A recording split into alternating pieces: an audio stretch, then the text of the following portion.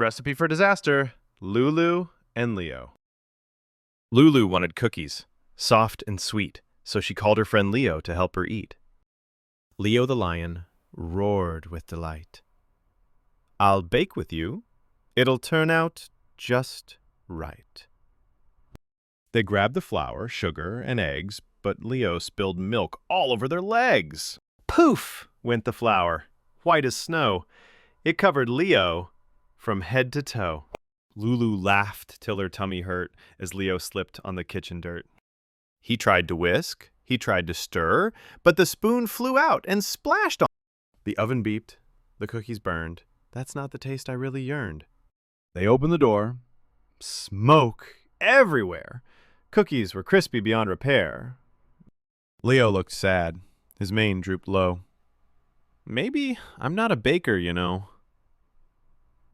Lulu hugged him.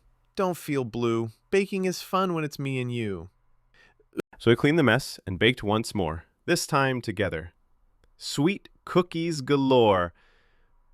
They munched and laughed both side by side, with friendship as the best recipe inside. Lulu and Leo decide to bake a treat, but flour and milk make a messy feat.